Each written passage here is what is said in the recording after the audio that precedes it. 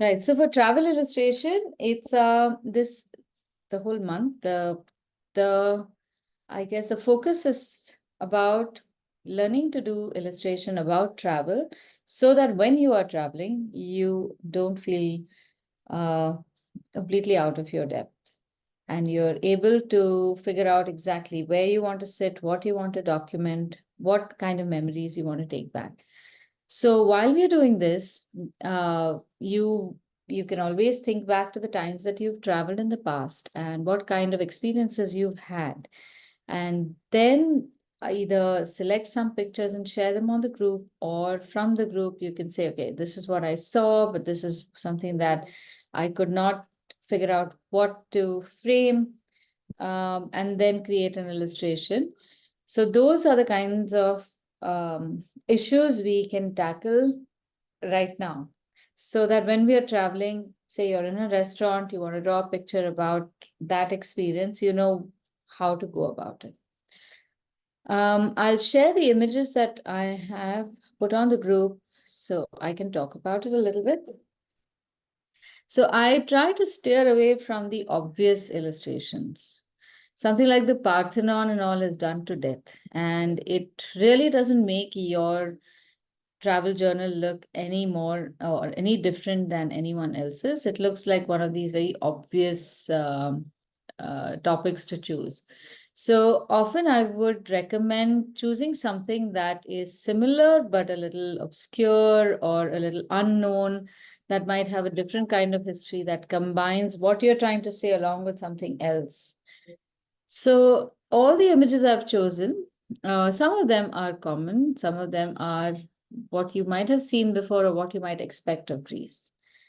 But I would choose something like a detail like this. This is a wonderful uh, mosaic tile, which can create an interesting centerpiece or center page.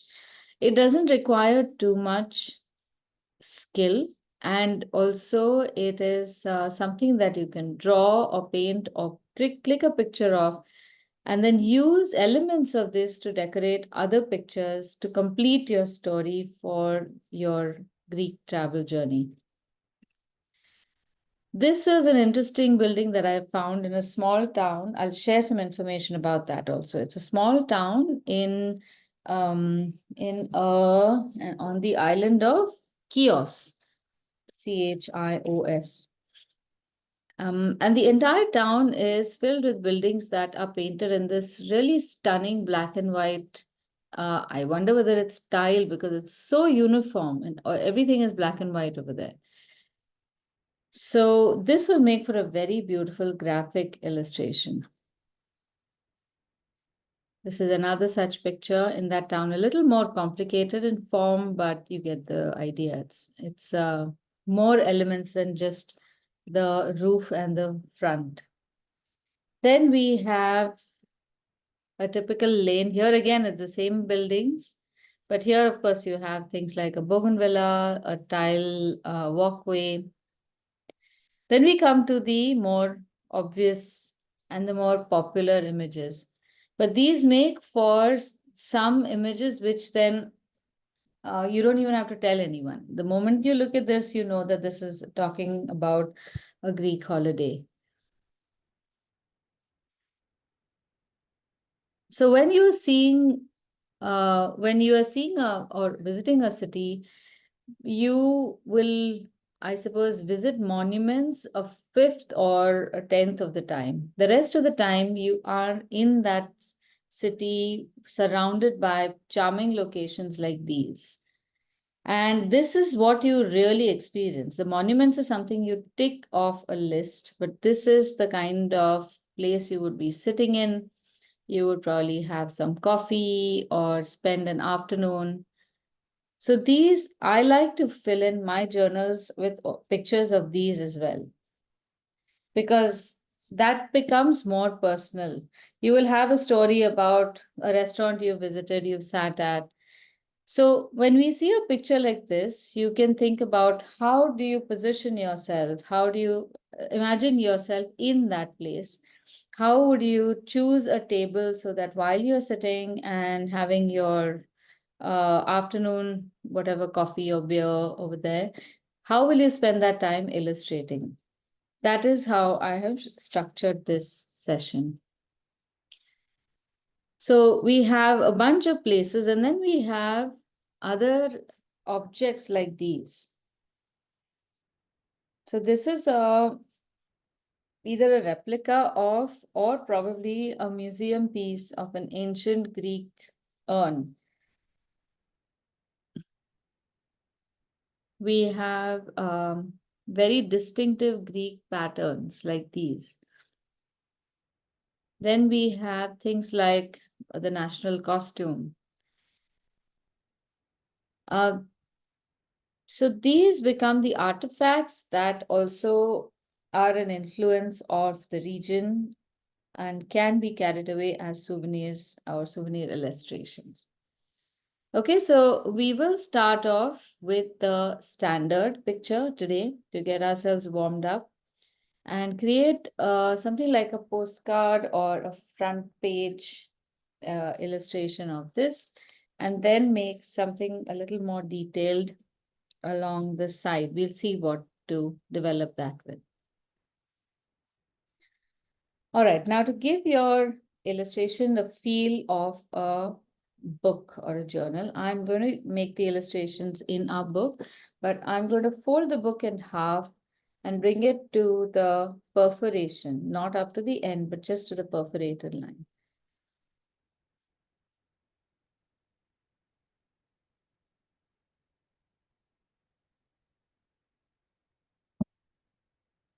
Aditi, do we press or just let it be a little bit? I'll show you. I don't know what's happened to my phone. It'll come up.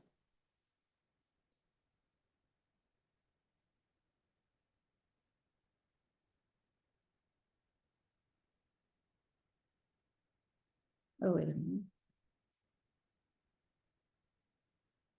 Yeah.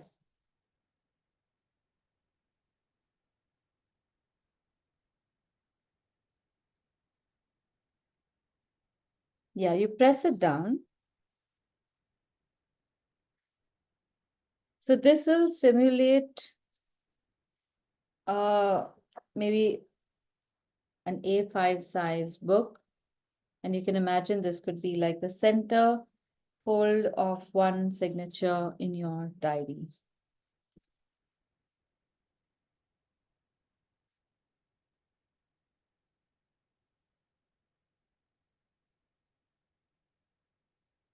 So if this is how your diary opens up, we can make a picture of the church or the buildings over here in very simple form. And I'll show you how to make it more artistic. Aditi, I have a question. Yeah. So I have just a single sheet, which Yeah. I folded it. Considering this is like my book, so should I start on the first page as a, uh, I mean, is there something that we're going to do specific as an opening or an end page or something? No, so right now do it like how we are doing it, because in all probability, we will write something on the left side of the page. Okay. Just open it completely. Okay. And in any case, whenever you're working with loose sheets, keep this sheet as something that you will do illustrate on the front and the back of. And in the event that you are going to bind it, then you will have a separate sheet that becomes a cover like this one. So this never make any of your illustrated pages the cover, make a separate cover, and then you will have this is the kind of accordion book that I'm talking about that we can make 2 weeks from now.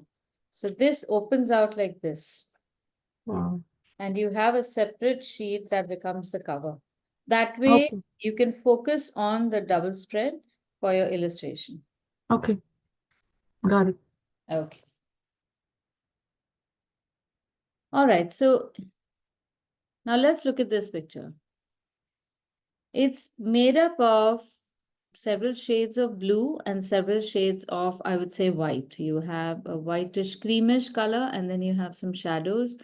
Most of the shadows are the same color, all towards the left, and then you have some lighter shadows in certain spaces, but basically it's white or light and no light, and blues which are all in domes, and then you have a blue sky. Plus, the shapes are all fairly geometric. So this can give us, it already looks like a very graphic image, as even as a photograph. So translating this into postcard size picture will be fairly easy. Let's go to our regular technique. Now, this is a drawing made fully in perspective. So it could be a little bit of a challenge. Follow the lines. You will notice how these lines are all radiating towards, radiating outward, coming towards the right.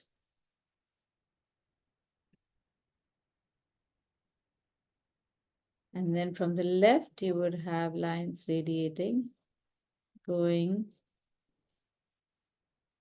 in a similar direction, coming towards the left. So we just pay attention to a few of these lines, those which will help us build our structure. Okay, but in all of this, we still need to have some objective reference point. So that can be a black line, and we will make that like a grid.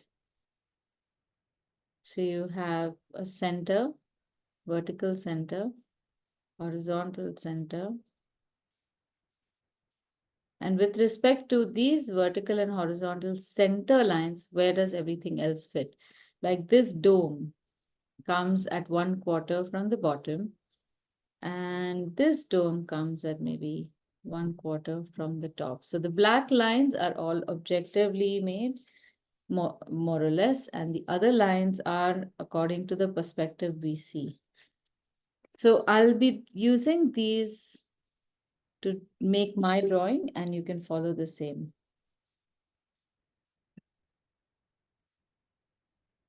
Remember, all of this is only for the moment when you are learning how to sketch. But eventually you might not need these. So if you can draw even without using all these grid lines, that's perfectly fine. Right, so I've shared the image on the group. And this is what we'll do. We will make a frame. The frame in proportion will be slightly different from our picture. Because we're working on A5 size, our frame is going to be slightly longer.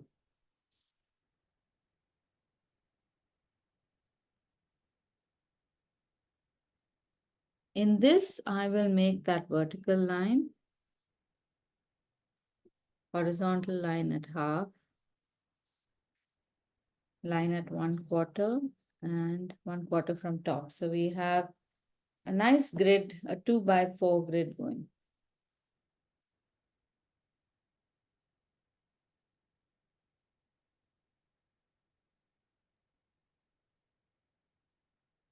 Now, halfway down this second block on the left, I have a line that starts at this point and goes in the direction of a few, maybe 1/5 or 1/6 the way up, just above the first division.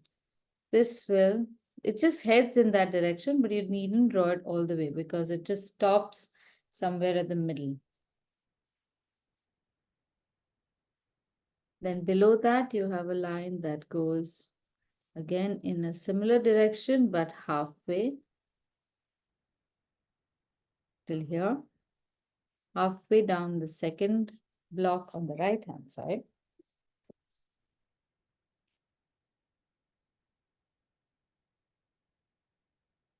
And on the at the division between the third and the fourth block, it comes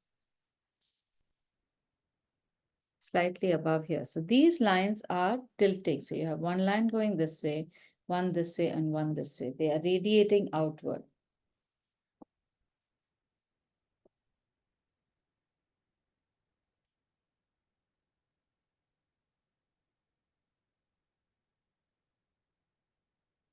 Likewise, on the right also, we have a line that comes up to this point, and here we have an edge.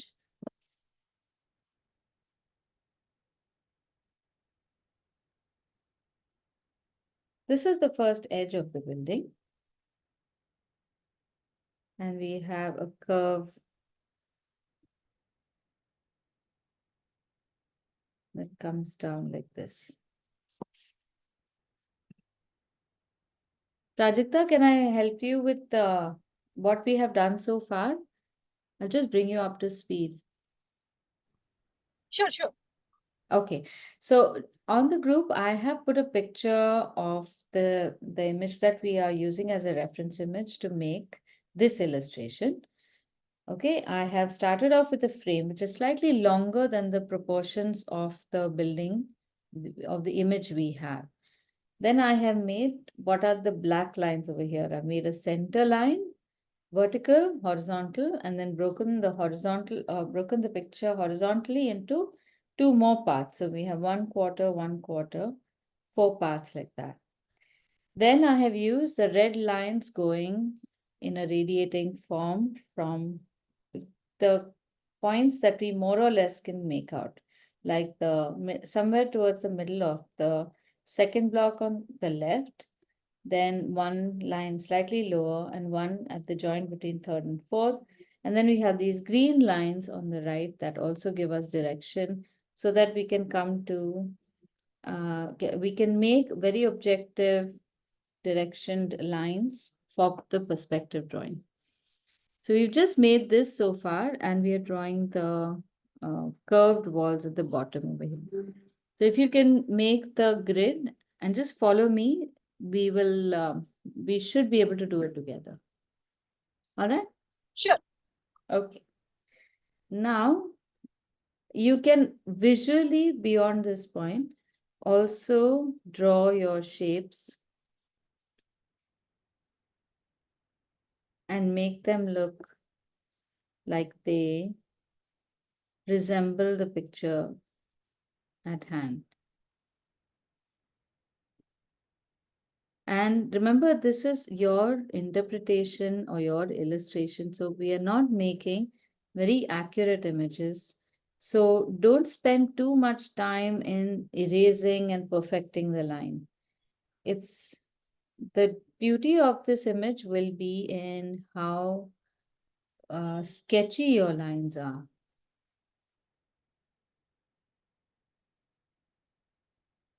Everything, every bit and piece that you draw will give you a clue about how to draw the next piece. So from the top of this dome, we have the next image, the next section to draw. This, then we have the roof.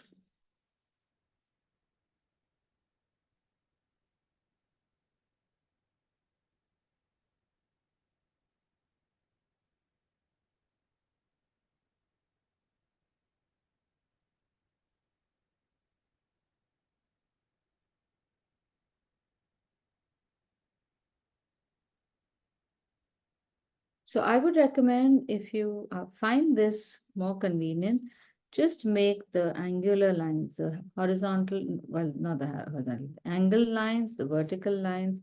Don't make any curves yet. Draw all the perspective lines as you come across them.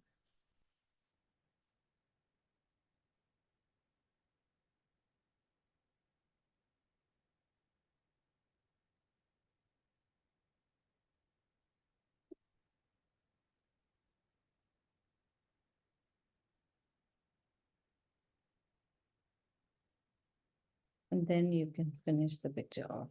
We are going to make very casual lines on the final image also.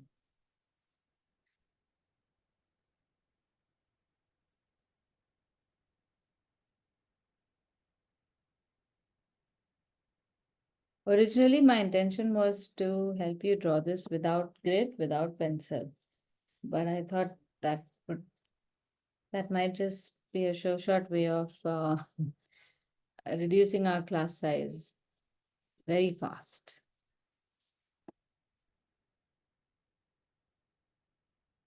So use the pencil lines just as guides. You don't need to make the final lines in pencil if you know what you're working towards.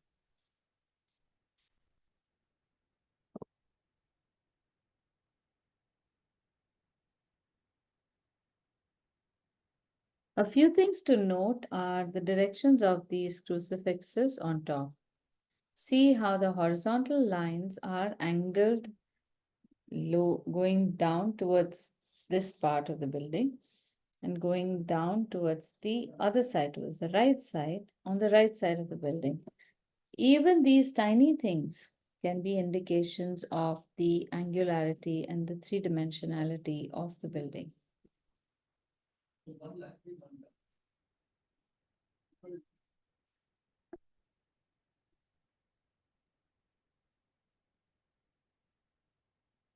Now, those of you who have a tape, we can tape along the edges.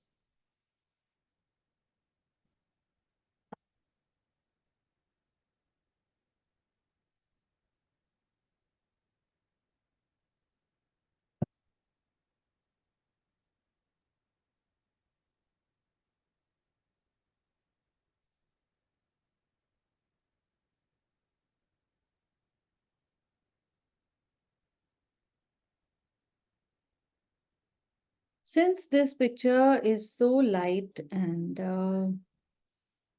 hardly has any deep lines, I want to paint this without using any pen. We'll just be painting this with washes in watercolor. Didi, can we wait for 2 minutes? I haven't finished the sketch. Yeah, I'll wait, of course. Just if you find yourself erasing too much, that's why if it's taking time, then avoid that.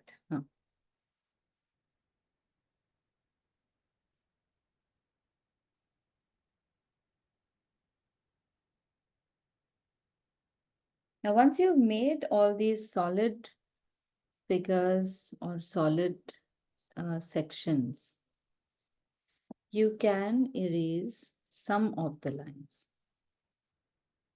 We no longer need the vertical and horizontal guidelines. We don't need these angular lines anymore. All these grid lines can go.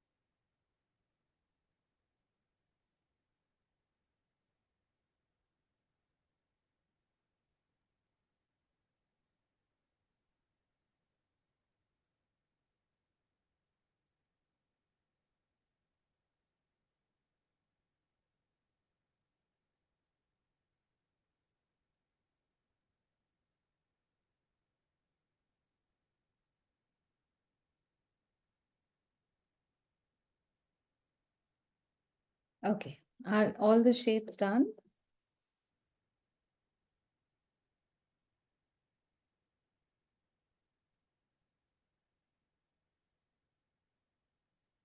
Now you can keep some lines, you can erase some lines.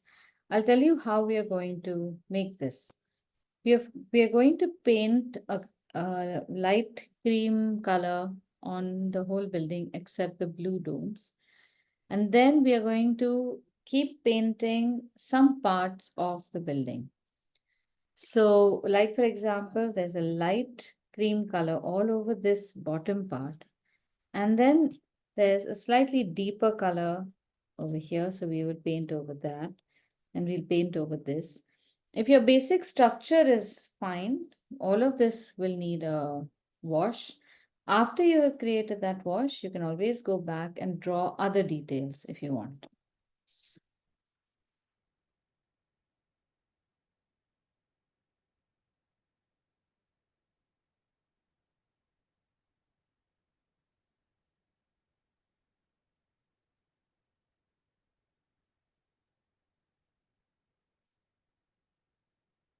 Okay.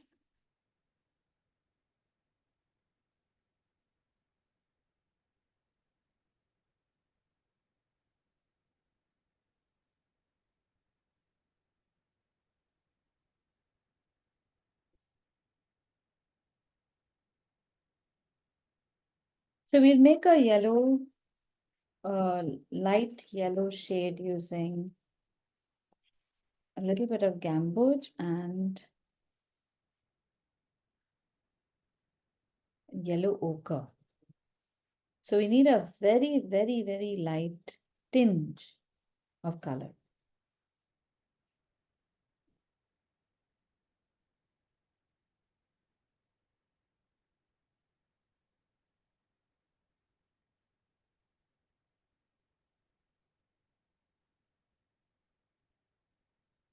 And this is going to be our initial wash.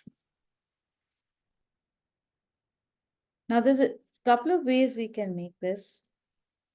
Some of this sometimes is also used to make a wash in which colors blend into each other. So since we have a nice blue sky and we have this building that is very clear, you might come across paintings where some of the sky also travels into the building.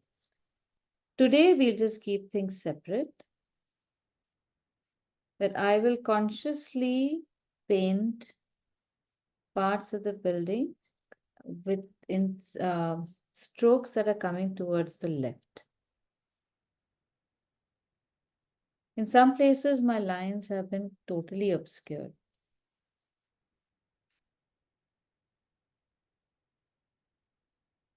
But in most places where there's a strict straight line between or division between the sky and the building, I'm keeping those. Aditi, gamboge and which other color?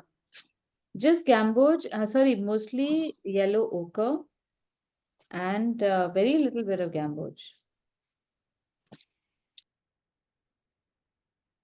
The gamboge is only to give the yellow ochre some life. I think the yellow ochre is the extreme left, the first one, right? Yellow ochre is this one, not this is gamboge and this is yellow ochre. Okay, gamboge is Gamboge this and one. yellow ochre. So every place we see blue, you can avoid and paint all over everywhere else. If by mistake you do land up painting even the blue part, if your color is light enough, it won't make any difference.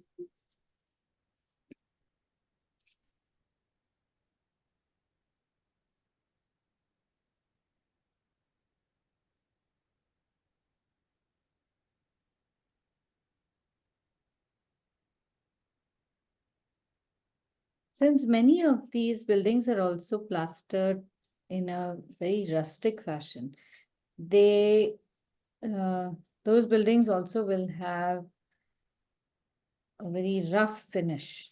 So that lends itself very well to watercolor because even our washes will be a little rustic, a little rough.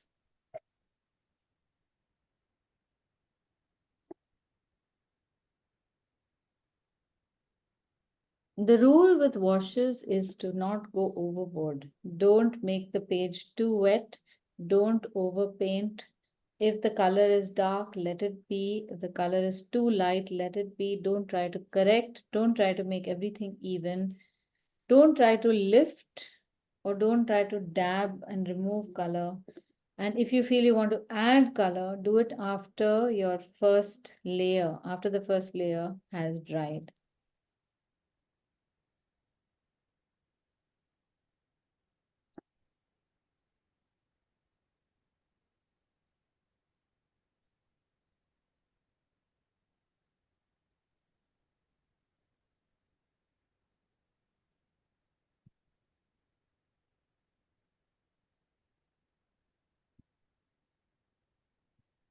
I'm just coming, I'll get some water to drink. Give me a minute. Huh?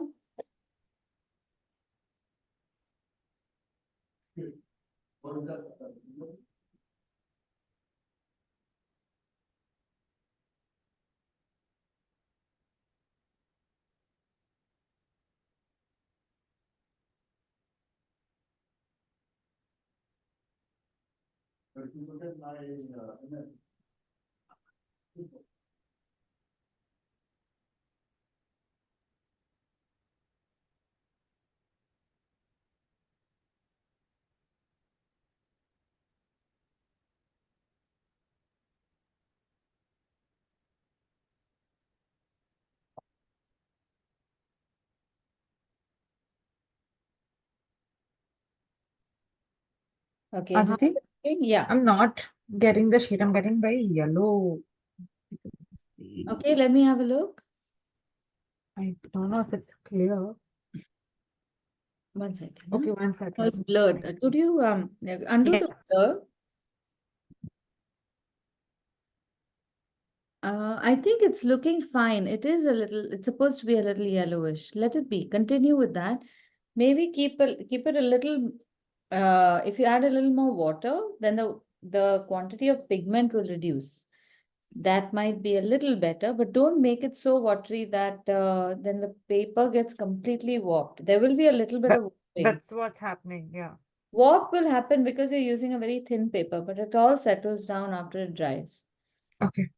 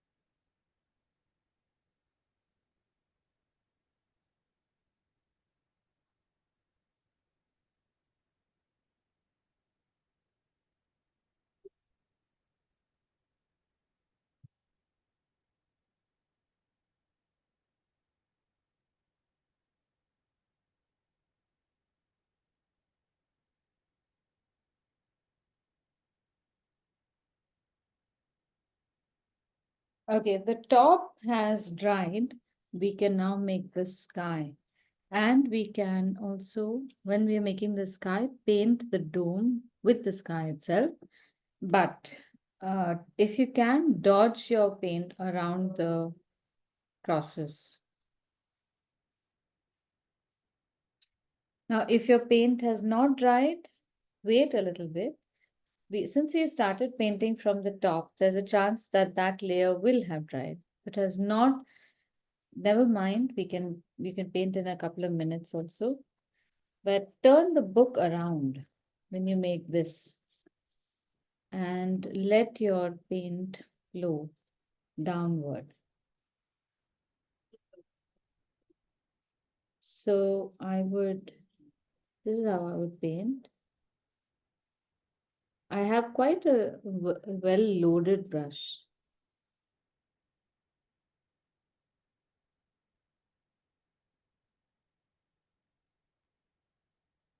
What color is it? Oh, sorry, this is cerulean blue.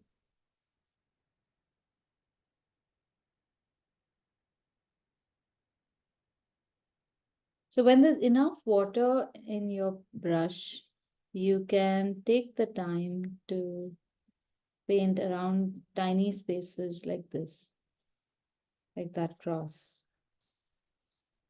And then drag the brush down from other sides. I can do that over here as well.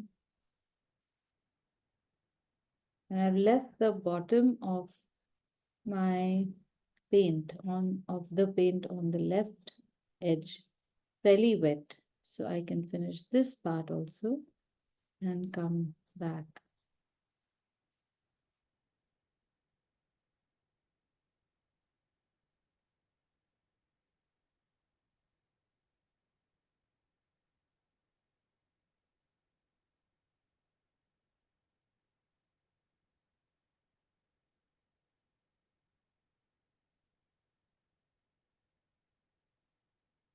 And since there aren't any particular highlights and the color of the dome is pretty much the same, paint the dome along with the sky. This color, being a wash, is going to be fairly light. Just remember to dodge around this cross on top.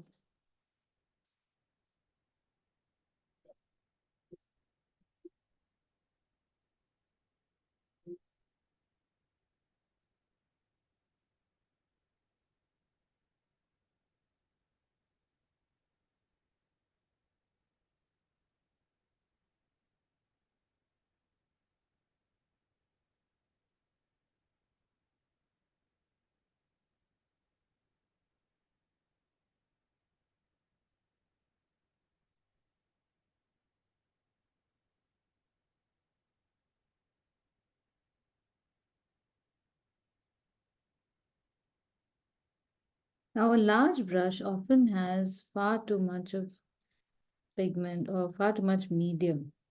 So paint carefully. Oh, some of the red from my previous painting has come into the sky. Too bad.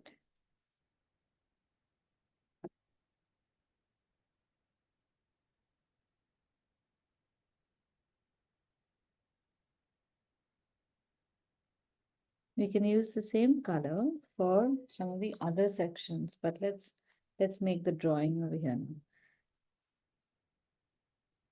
Now I'm going to draw a few lines which will give us shadows. So we have two pillars over here. One is a little shorter, one is a little taller.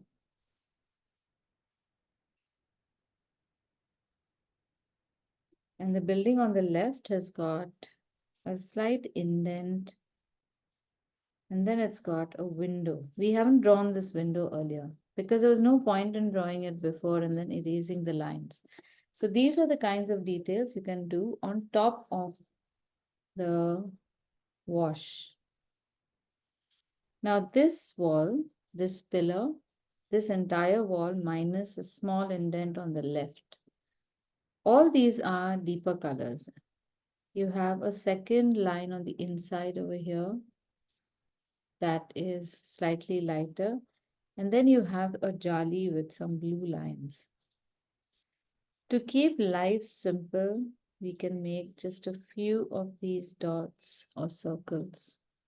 I'm making 2 rows of circles on both sides. I'm not drawing too many details over here because our space is too tiny.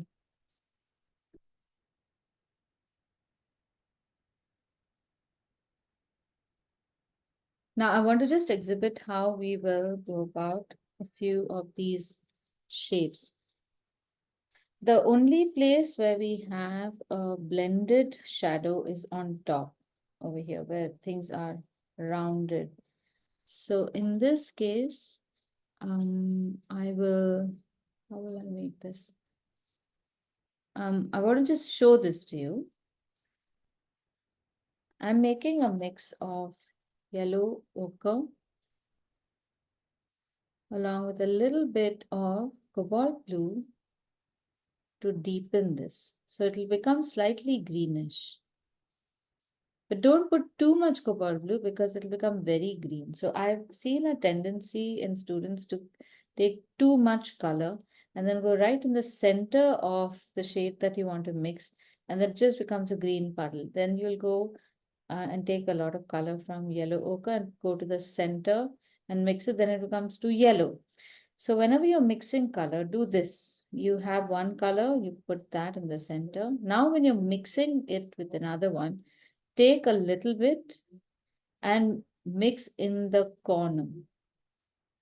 And then pull in the first color as much as you feel you need to.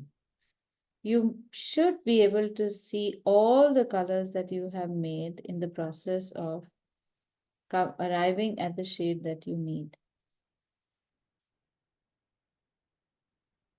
A similar color can also be achieved by mixing burnt umber with yellow ochre, and this will turn the greenish shade back to a brownish shade, a more warm color.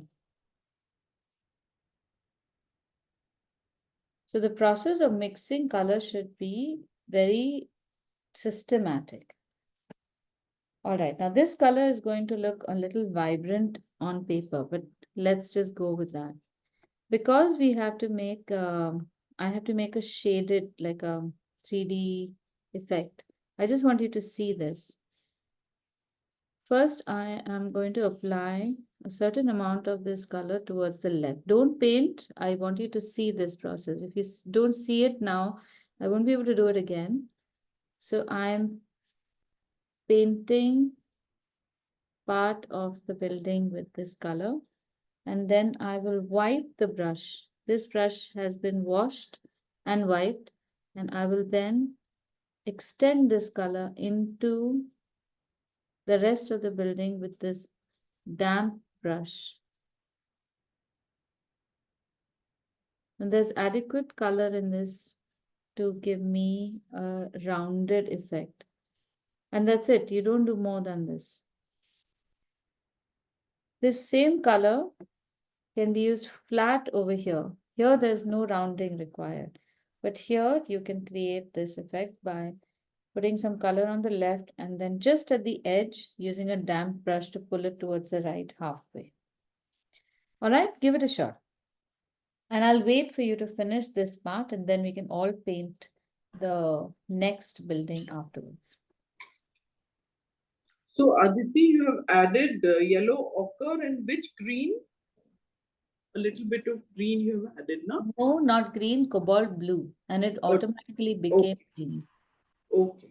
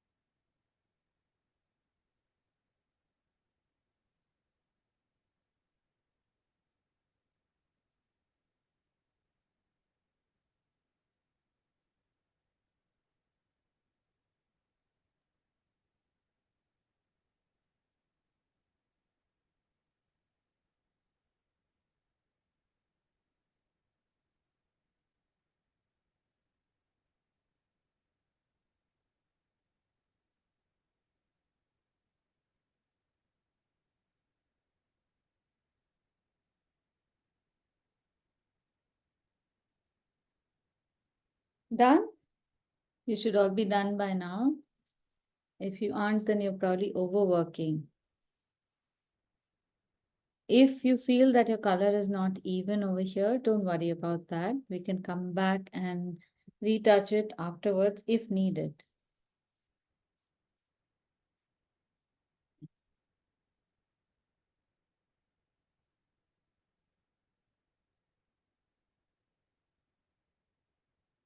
So when you're mixing colors and making a slightly deeper shade of anything, and I have today given you this shade, but this is not the only way you can get a deeper shade. Now, if I were painting and not teaching, I would just have mixed something here and seen what effect I get. And I could have used even a color like this to create a shadow. Anything that is a deeper shadow and possibly a contrasting color to the existing color can be used as a shadow. So don't be fixed about what colors you need to make for shadows. All right, moving on. Now these two pillars on the left-hand side have a flat, deep shade, the same color. And this entire wall has this same color except this little edge inside.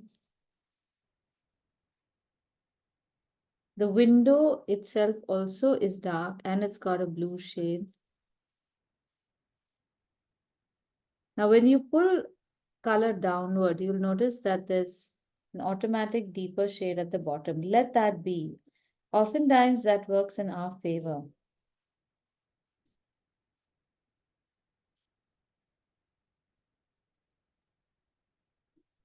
I'm going to be moving a little fast now because I do not want you guys to spend too much time in painting these. Make quick, brisk strokes. And wherever you want the stroke to lighten, like now over here also, we have a dome-like structure and the color does lighten towards the right. Make it the same way, just lighten the brush a little bit with water. Forget the deeper shadow over here. We'll come back to that. Next to the crucifix, that's the next shadow.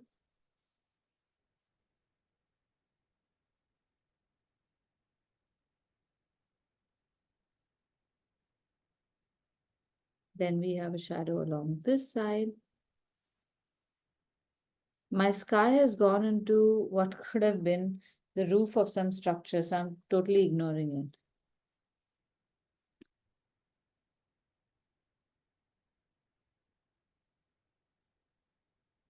If you don't see the shapes that I'm making, make those in pencil.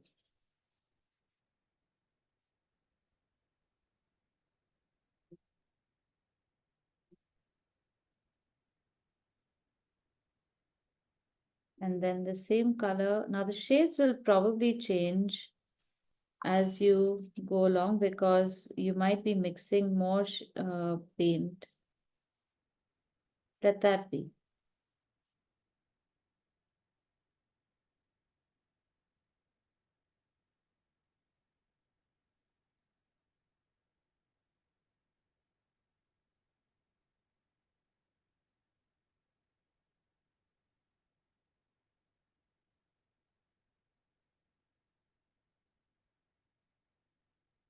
And in many of these places, I would make the color less even by adding water, like at this dome.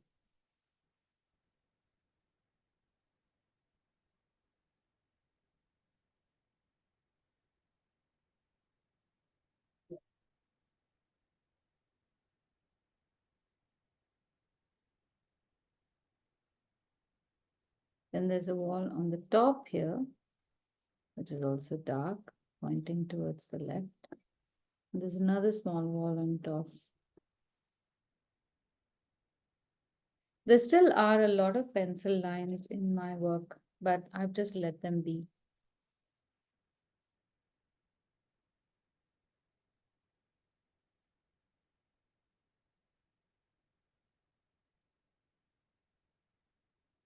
So in paintings like these, we are exploring limited colors but multiple textures, layering, glazing, creating the effect of three-dimension with just clever brush application. This is one of the I think something that you can do best in watercolor. You can do a bit of this in acrylic paint also, but there often our paints could be more opaque, so you don't get this translucency. You often will not get the fluid transformation of shades when you layer one translucent layer on top of another translucent layer, giving you it's like a double whammy. You don't really have to do too much work. You just have to layer, and the colors themselves go and do their work for you. Now, once this is done, maybe you can shift to a slightly smaller brush, and using cobalt blue again, we can paint some of these sections, like we have a dome here.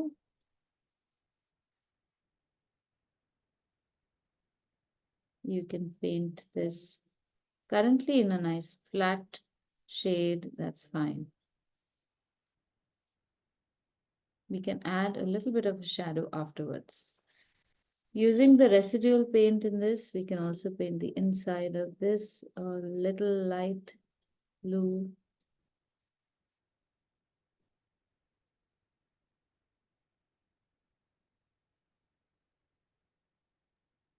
Use the big brush for this dome.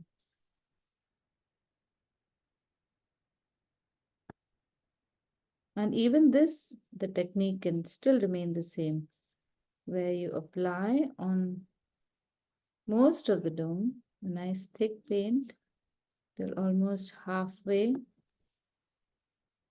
Remember to tilt your book to the precise angle that allows you to see the edge that you are painting beyond your brush.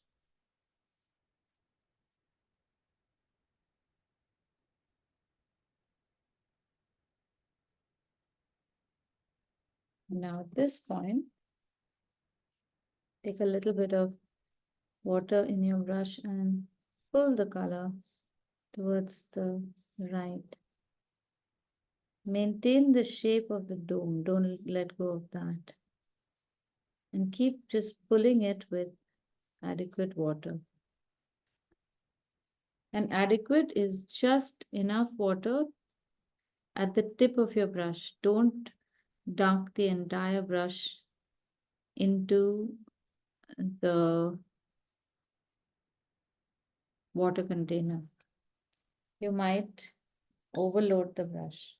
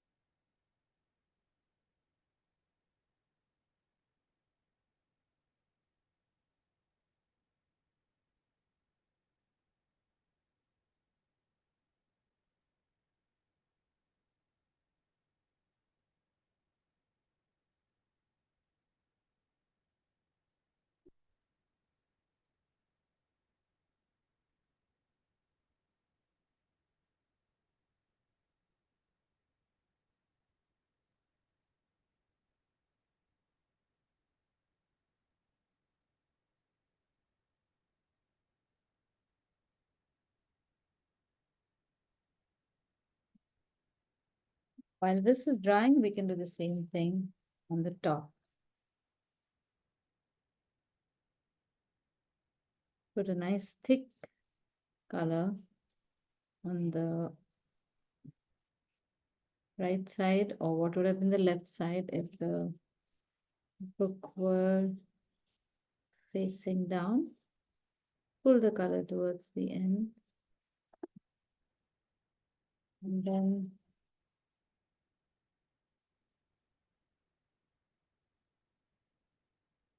Using just the tip of the brush and hydrating just that section. Pull this from the right very gently.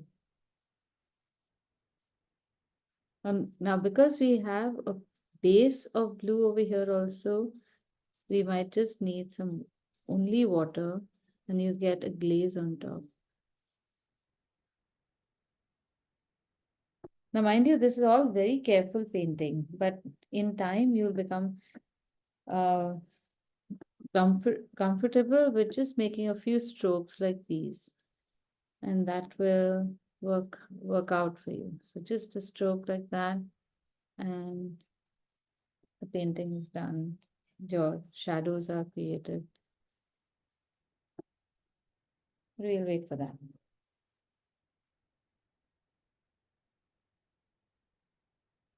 So you'll notice how little by little we're building in depth.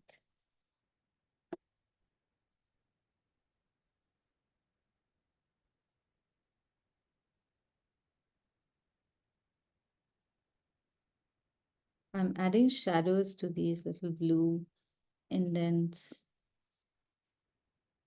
on the central dome. Here there's a very tiny lightish shadow, but I'll still make that.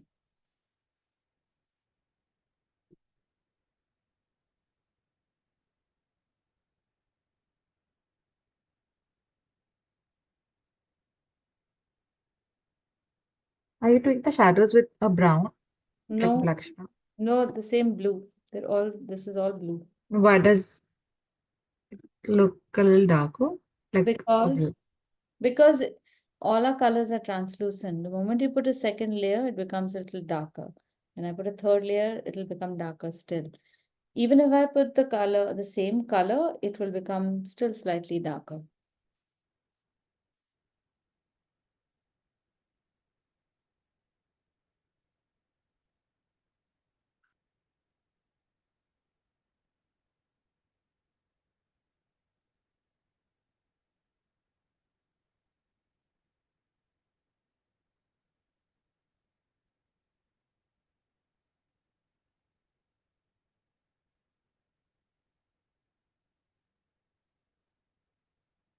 At some point, you can shift back to the original image and see how your picture matches up to that. Most of our shades and our shapes should be well, I think, matching well. Now come the contrast colors.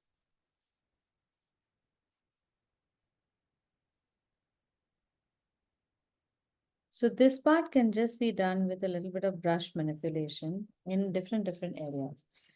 And for that, your painting needs to dry completely.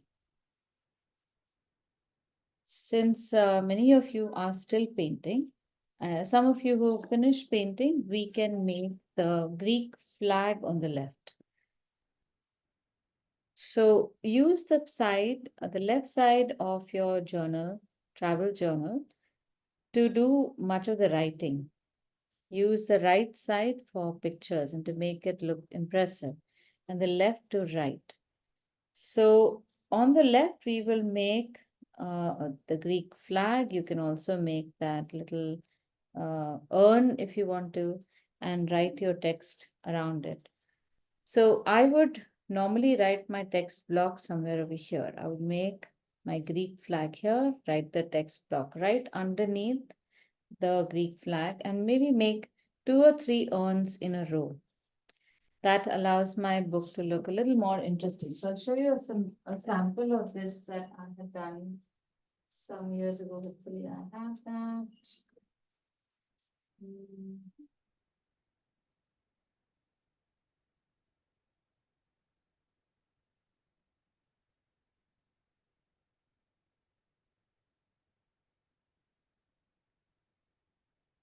Yeah, so something like this. The main pictures are here. I've written the text around that, but I also made small illustrations of, since it was about the artist Amrita Patil, I made some cover illustrations of her novels. It was a tiny space, but gave it enough of interest. And then the text was written just below all of this.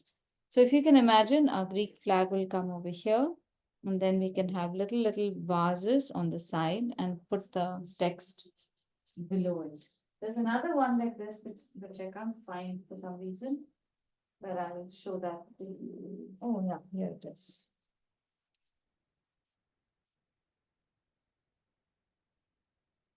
Yeah, so this was about, there's a whole bunch of insects and stuff that we saw.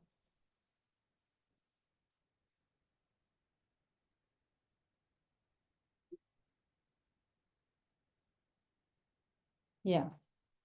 So the text was written over here, and I used the space on the side to make illustrations of other equipment.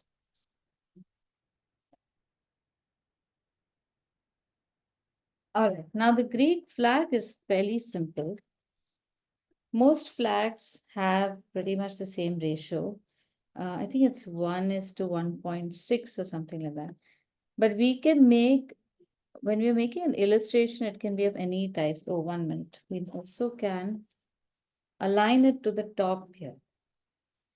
That way our pages look like they are well laid out.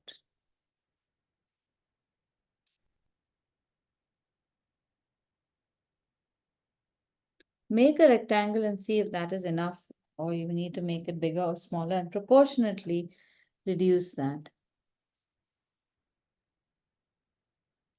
Now, a little less than half on the left top is another rectangle space within which there's a cross. And it's not like an even cross. The horizontal line is slightly higher than halfway. So it resembles almost like a crucifix. On either side of this horizontal line, we have there are how many lines? There are 9 lines. Actually, we could have gone the other way. We could have drawn this central line. This is a white line, then blue, white, blue, and white. I'm missing something here, I think. The cross is, no, my picture is faulty. Sorry. This cross is even. I'll change mine. Now that I've placed it over here, I'll have to change everything. Sorry. Can I restart this? I'd rather restart and give you proper directions. This is ridiculous. 1, 2, 3, 4. 1, 2, 3, 4, 5. Okay.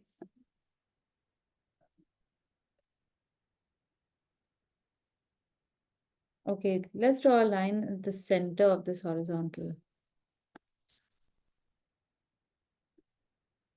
And a vertical. Don't draw the whole line, just draw a line left of the center. But it doesn't come all the way down to the horizontal center. Or does it? Okay, let's bring it down. Now from here, we need to make 4.5 lines up. 1, 2, 3. 1, 2, 3, 4 up. Damn it. 1, 2, 3, 4 down. Okay. It's very difficult giving instructions. So this is how I'm doing it. This center line is actually one line itself. This is a blue line. Okay. Let me just explain this to you. Because the what is called the field of this square is also blue, it merges at the bottom over here with this blue line. So the square becomes a little longer than half.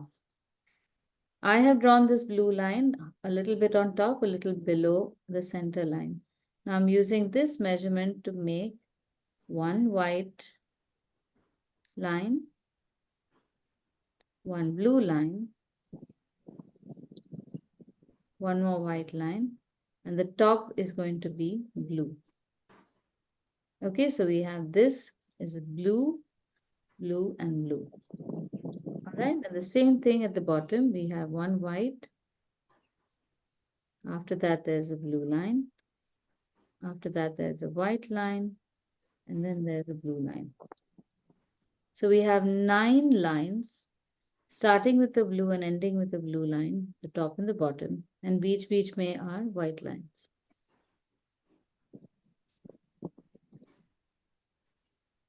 Now, at the point where we have the second blue line from the top, now just notice this. You have first blue, then white, then blue. Extend this line towards the left, the top of the blue line, and the bottom of the blue line. Yeah. This becomes white line in the field on the left. And then in center of the square, we have the circle, the vertical line.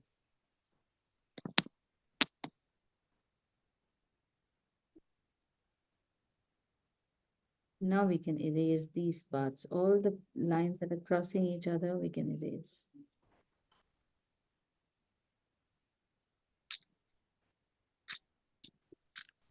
And if you have a flexible eraser, go over all these lines, and then we can paint the flag. So the edges can be slightly wonky. I'm using cerulean blue again because that seems to be the color closest to their flag. You can use your tape to make the edges, or you can just simply paint the blue parts as if you're doing some negative painting.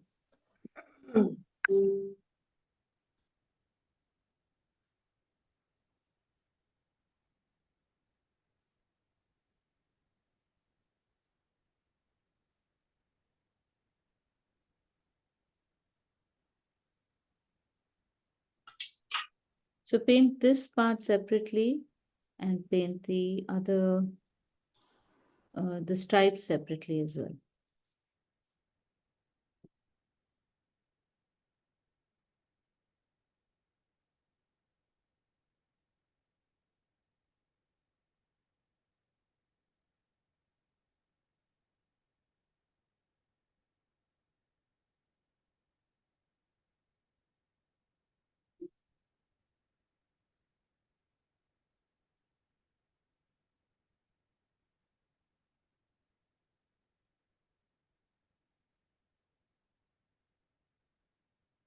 Even in the design of flags, you will notice there's such clever use of color and symbology. So often you will come across flags which represent certain curious aspects about a country, like maybe they have a certain number of islands, or they will have certain ethnicities. And all of that is represented by color.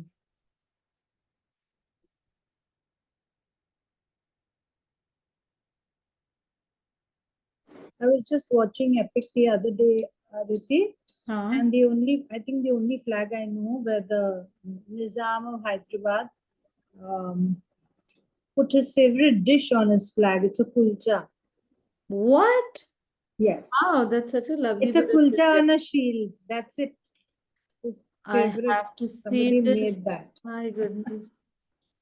An old Nizam who's built the Falaknama Palace, that guy. Well, that's also cool.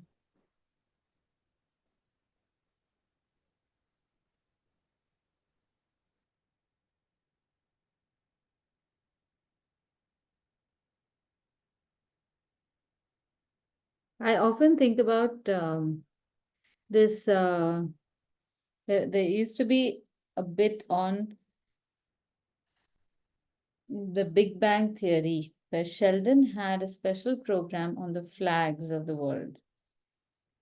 And I always thought it was a great idea. I wish there was a show like that.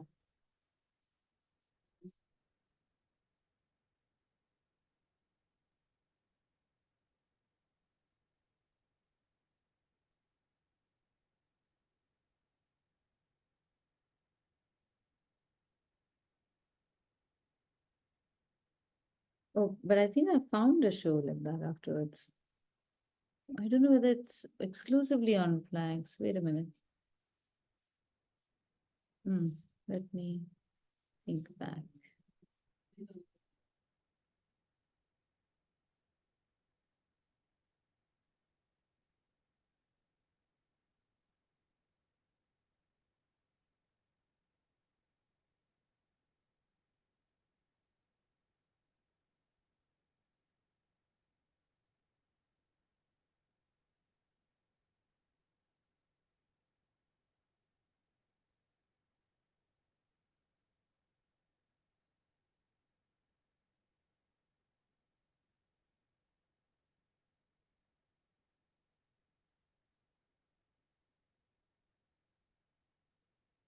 Okay. Now, when you make your text, when you write your text, write it in a rectangle right below this. You could use these tapes on the sides here if you want and block your space. Don't write too much if you don't feel like it. And if you want, you can choose to write only maybe just about the flag or the design of the flag or how you made the flag in itself. Or you could write that Falaknuma also, a story over here, whatever you want. Now leave some space from the illustration. Don't start writing too close to the illustration. The space from the text down and the space between each of those lines must be less than the space that you leave from the flag. There must be a largish space left from the illustration and bit as compared to the space left between the lines of your text. Okay, now I think our building will have dried up. So now we use some deep colors for the shadows again. This time I'm just taking all the black, brown, green, blue shades in this end of my palette, mixing them all up together. Whatever shade they make would still be a good enough shade for me to make our shadows. If you don't have any colors, then to our existing yellow ochre, cobalt blue, and burnt umber, add a little bit of black, a little more burnt umber, and then you should get a shade like this. Now using a thin brush first and very little paint. Wait, first we need to draw these windows here. So just draw a curved line at the bottom and an inverted U shape. See how that curve goes around the building and make a second window over here. And a third window on the left where you see only the top part of the window. Now, each of these windows, you will be able to see part of the inside. So that line will be on the inside on the right, like here, on the inside on the left side. And here the shadow is again on the right because the light is coming from the right side of the building. Now, how does this help? We are just merely going to make a brush stroke on the right with this new color that we made. Here we are making two brush strokes. You can make one fat one and one thin one. And here we can make again two.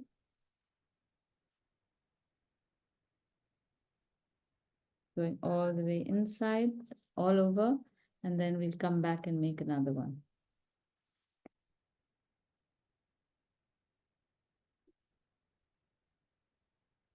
Now we can make another line that goes parallel to the edge. And this line can be drawn in two directions. Make one line coming towards the left. Keep your hand in the same place and make that line going towards the right. My wall has gone way inside.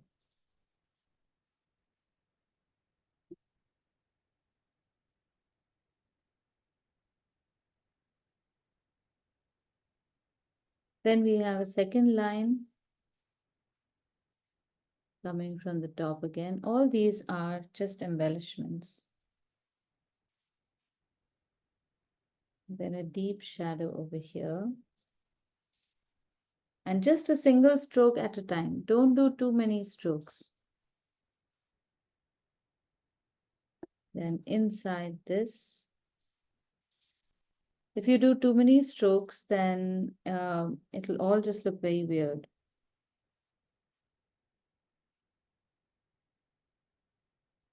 Just along the edge over here on the bottom.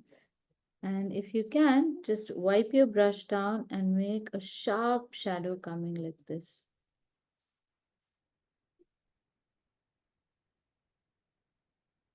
So this will be the sharp shadow that shows us how undulating the surface is. It's not smooth as it looks. And only the shadow belies that. All along the edge.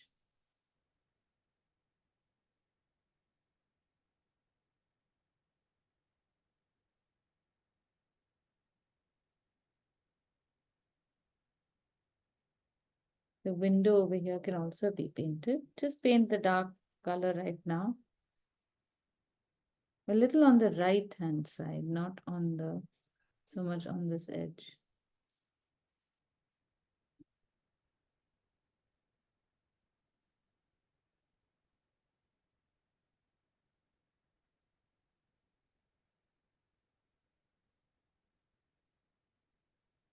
And taking some thick paint just along the bottom edges of these parts here.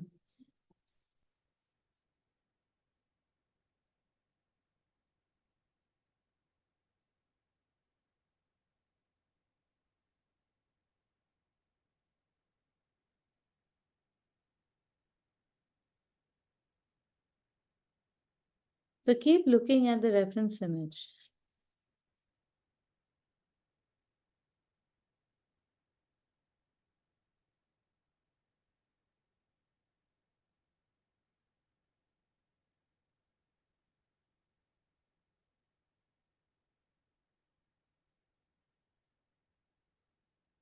A little under here. All you will be able to see these lines in your in the main illustration. And then you can make more reinforced lines underneath the this crucifix also on the left and the bottom. So we can make all the lines a little deeper depending upon how comfortable you are with the brush. I can now make some windows here if I want.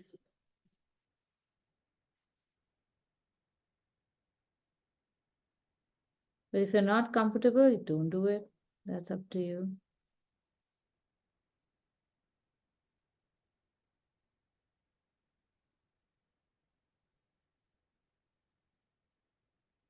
And you can take an even deeper color and go even darker into fewer sections.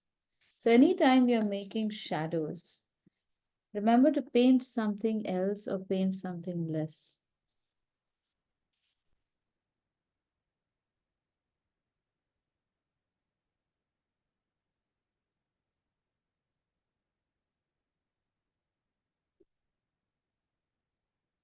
And that will definitely give you more depth.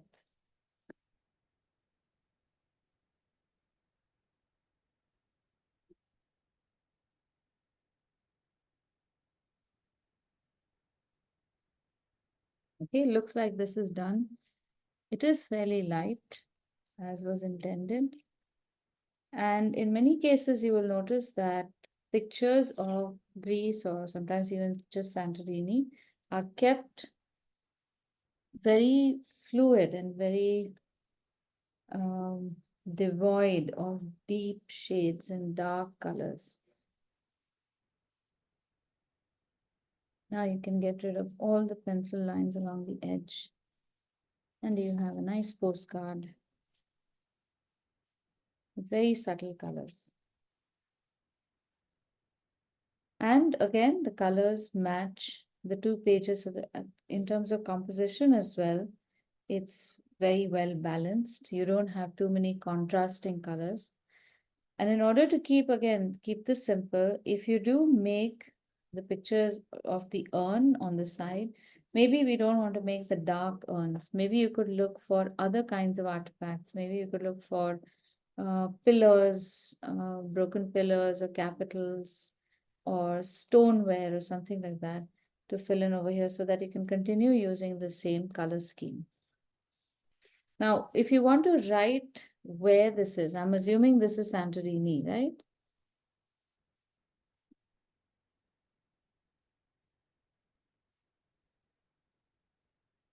Let me just verify.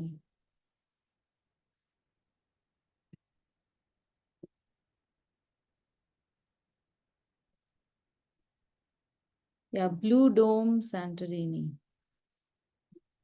So what is it? It's called a Blue Domed church? No. How sweet. This is Cathedral. dedicated to Saint Spiru. Those of you who read Gerald Durrell, there was a helper that his family had in Corfu. His name was Spiro, I think.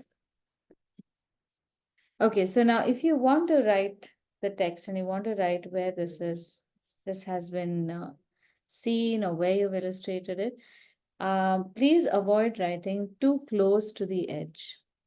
Leave a little gap and maybe you can write it really small.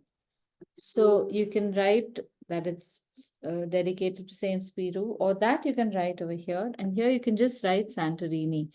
So in order to do that and balance out your letters, place the old tape here or take any old paper like an old bill or something and write the words over here first. You have so much space, about so much. In that, you want to write Santorini. So that's how many letters? 1, 2, 3, 4, 5, 6, 7, 8, 9. That's perfect. So you mark a center point and you write O over there. You write S where you want to start and I where you want to end. And then in the space in between, you can write N in the middle over here, I in the middle over here. So you've drawn all the letters that are flanging the odd numbers or the even numbers. And then in the space in between, you will write the remaining letters and you get a very well distributed name even without paper. Now, same thing we can do over here. Write on the tape first. So you have O, S, I, N in the middle, I in the middle here, A, N, T, R, I, N, I. Now that you've written this, you can write it on the line or just above the line in this space. So this is what I do. I'll take a gray color.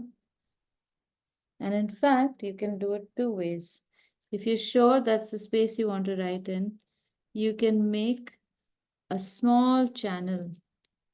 I prefer to write slightly above the edge, the space between the picture and the lettering and the edge must be different, and the latter must be more than the former. But that's my preference. So in this tiny space, I will write the letters in a nice gray tone. And I don't need to write it in pencil because I have the guide.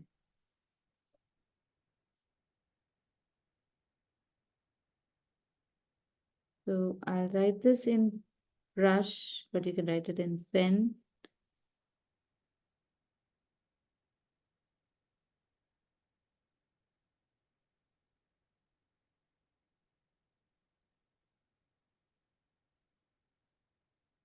When you are making text, also remember what you're making the text for. You don't need to make very big lettering over here unless it's a postcard and you want to send it to somebody. Or you are a postcard vying for the attention of a buyer on a stand in a tourist destination. This is your book. Somebody has moved their hand to come to this page and they will hunt on the page to look at the text that you have written also. So you don't need to have all text blaring out at the person who is seeing their journal.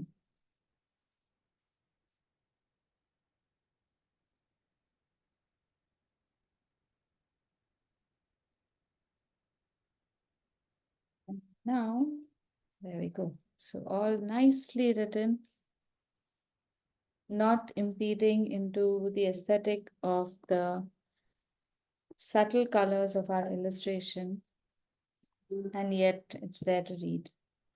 This can, of course, always be the date that you've traveled, or it could be an occasion, something, anything. But make sure that the text is not too close and it's not eating into that space. Okay, so this double spread is now more or less done. What remains are the artifacts over here. So I'm going to look for some and I will make quick videos of these and I'll share them with you. They would probably be, what are those things called? A quick, what are they called? Whatever, stopgap or something like that, no? Maybe different mosaic tiles. Well, don't make them here because then the design will require more color in all probability, and then that will detract from this picture. When you have a subtle picture that is the main image of your double spread, ideally keep everything else smaller or more muted. And a small but bright illustration will detract from this page for sure. So we'll make the mosaic tiles next week and we can use another page for that. Okay. All right, any questions? Do you want to say thumbnails? Thumbnails, yeah. No, I didn't want to say thumbnails. No, I meant the recording on the on the phone is done at a particular setting where it speeds up. I can never remember what it's called. I keep calling it stop motion, but it's not that. It is Time lapse. time lapse, correct. I can never remember that. So I'll Are you put going it to in the- complete the picture and send us? Which one? This one? Yeah. Yeah. I'll be doing this later tonight. Right now, I'll send you this image. And I will also in a few, I guess in a couple of hours, the recording will also be ready. So I can upload that as well. But I'll send the finished picture later. Okay. All right. So, Aditi, my sky as usual is a mess because I never get that even. You know, I always get some kind of streaks and clouds, and that's always been a problem. So this time I tried a little less water and did it upside down, Huh? but it was still not very good. But neither is mine. It's No, not. no. So can I see yours? Then I know. Yeah, I'll show you what mine looks like. It's very streaky. See, very streaky. When you see it close, you'll see how streaky it is. All right. And the shapes are not too great. So it is possible that that might have happened if you're sitting under a fan and you are still using very light, very little water. So Maybe. I'm telling you, sometimes it's the weather that affects how our paint behaves. Spreads. But never mind. Maybe what you could do for this, Elaine, now nothing in the painting, let it be the papers. Yeah. But if you make a painting similar, just like this, allow some of that paint to flow into your building also if need be. Or if you've turned it around, let it go into those crosses and crucifixes. That was a bit, you know, when you start doing all this fiddly bit, it dries. Yes. And then So, that's it. ignore the little bits and let it just flow. We can always make a little a White dark shadow underneath it. Otherwise, even if we don't make it, it's not the end of the world. It's fine. True. So And Yeah. You can take that call for yourself. Yes. And the next time I do this, I will make the spread this way, because this is what always happens with my left. It's a mess. Complete. I don't know what happened, but I got some glue from somewhere and I just. Never So I mind. do it the other way. No, so put a patch there. Take a, Yes. Yes. but don't use a white patch. Now, this is another thing. In order to cover that, if you put a white patch, it becomes obvious that you're trying to hide something. Look for a blue colored paper, or at the very least, look for a brown colored paper, like the back of a Brown. brown Yes. paper bag, and then use that to write your text. Okay. So that then becomes like a design rather than a mistake hiding Right. toy. Right. Okay. When all this happens, there's nothing I can do to take it off. I tried clean cloth, I tried water. It just. But no, so Elaine, it's happened to me as well. I don't bother with taking it off. I look at it as just the devil playing with me, and I just need to find a way to be creative. And in that, you will see that maybe that just below that, you could have made continued to paint and made a light blue patch or something and put your text inside that. That would also still work. Right.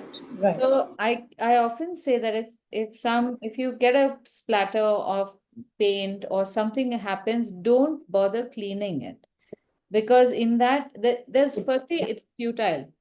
It never goes. Somehow we still keep thinking that if I just rub it a little, maybe I don't know the technique, something, but it's not gonna go. Once the page is stained, it's stained. So if it's stained, you might as well just find another way to use that paint. Keep it, just don't think about it at that moment. Finish what you're doing, and the solution will come to you at some point. Right. Thanks. Aditi, my blue hasn't come as vibrant as yours. It's Okay. looking little washed. Okay. Okay, so this could be just the amount of pigment that you've taken. And you can go over your blues one more time after they've completely dried. Use the same blue. Cerulean is a very brilliant color. So Yeah, I use that only, but I don't know. Okay. no, don't worry. There are two reasons why your colors don't look bright. One is just the amount of pigment, like I've suggested, and the second one, it could be that you're over painting too much. But in that case, they don't not look bright. They look dull. They look actively dull. So there's a difference in how your colors look. I Okay. think your colors are looking dull. So you've not overworked on your Okay. too much. It's just that you have been hesitant in how much paint you want to use. So you remain cautious, I think. Okay. That's perfectly fine. Now you can make it brighter by putting a second layer. Sometimes you can put a third layer. But with each layer, if you have to do it, I would recommend don't paint the whole thing again. Just Acha. paint maybe 3/4, then maybe paint half, maybe just 1/4. That way you can use the layering to your advantage. Every layer you paint over the entire space will flatten the picture more and more. Okay. Then you will say, why isn't it looking round? I just made the same thing over again, but it keeps flattening it. So if ever you have to layer it, always remember, paint something less or paint something else. So in the sky here, if I paint it again a little deeper, I'm just wondering, so that's what here also you're saying, do it little in portions. In the sky, I would say omit making the sky again, because if it's light, fair enough. Okay. But the domes can become brighter, because then anyway you want the domes to be uplifted. Yeah. So just paint the domes. Don't worry about the sky. Okay. Okay. Thank you. Okay. Aditi, I have sent the picture. Okay, let's have a look. I think mine is becoming darker. Yours is so light, and Let me see. Okay. So this is, no, I wouldn't say this is too dark. It's about the color. Today's color was a little tricky, but that's okay. Now, where I feel the difference lies is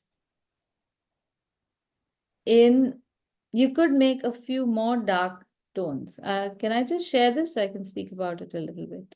Yeah, sure.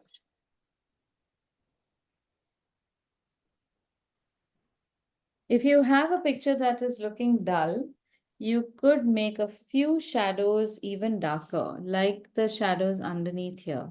I'll show you which ones. I'll use black and show you. This one can be even darker. This edge on the left, just along the edge, can be darker. Now my line is straight. You don't make a straight line. Go with the line that you have.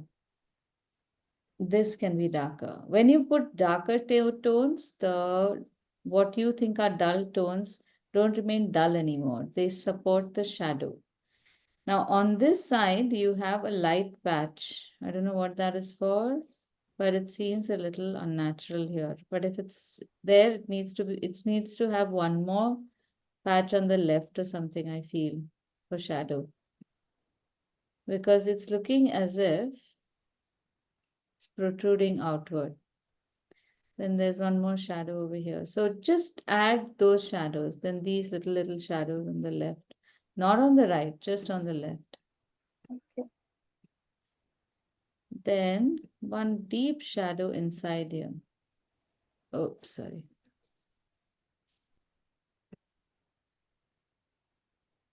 Just even a deeper shadow here would be fine.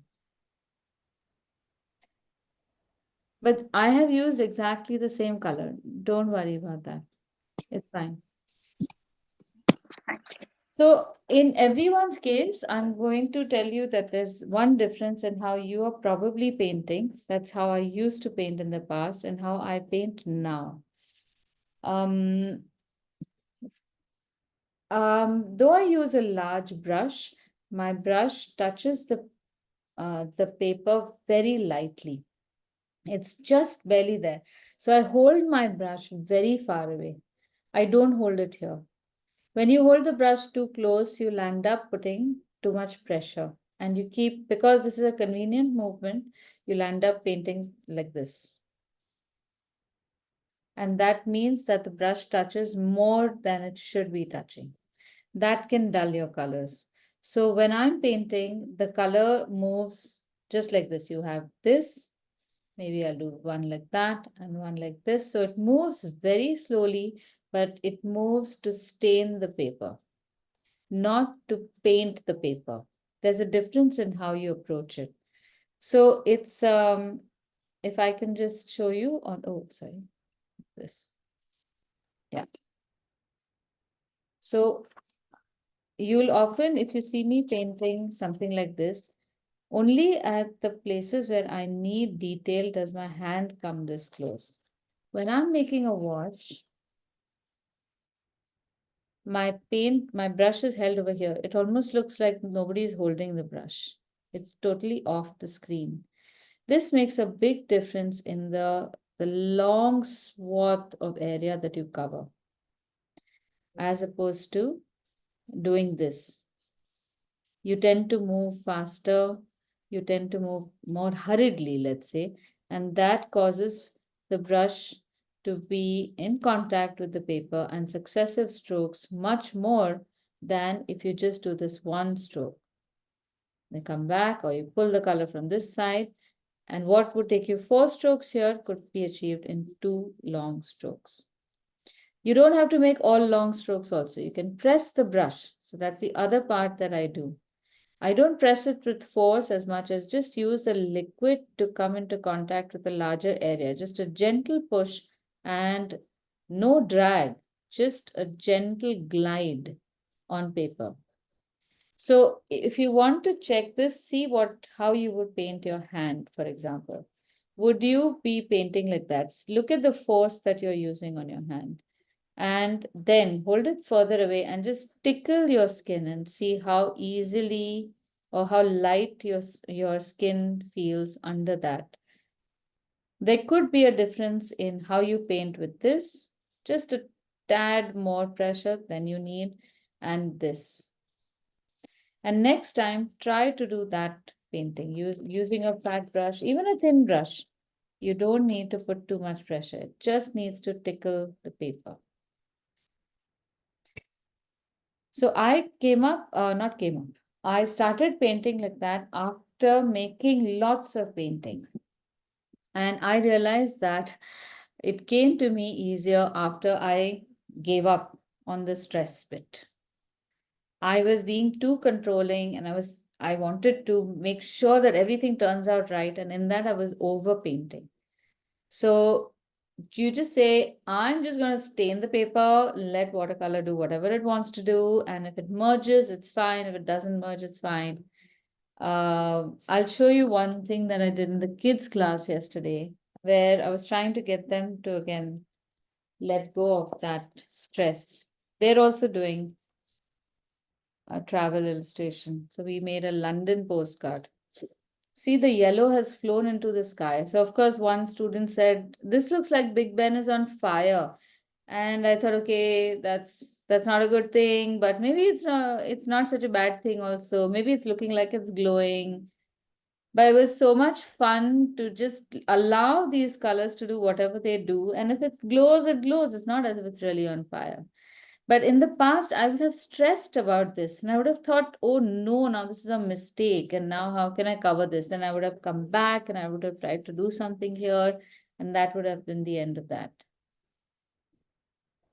Okay, so I don't know how it'll happen. I'm sure it'll happen at some point. But it's almost a philosophical development where you can only say, this is the most I can do and I'm doing my best. And I'm just going to see how I can keep my stroke light, and whatever comes, we'll look at that later.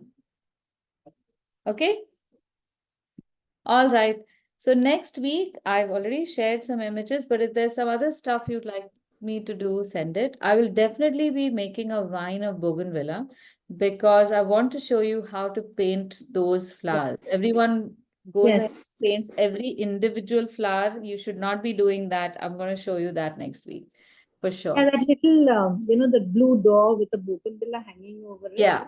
No, we'll do sorry, that. that's the pomegranate. But there's No, another we one can with do bougainvillea. another one which has a Beautiful. bougainvillea. Yeah. So we'll do one of those. Right. Okay. That'll be on another page, right? That'll be on another page, yeah. This page you can write stuff if you want, you can draw stuff, keep the colors low. Right. Okay, thank you everyone. Thank you. Thank Thank you. you. Bye-bye. Thank you. Bye.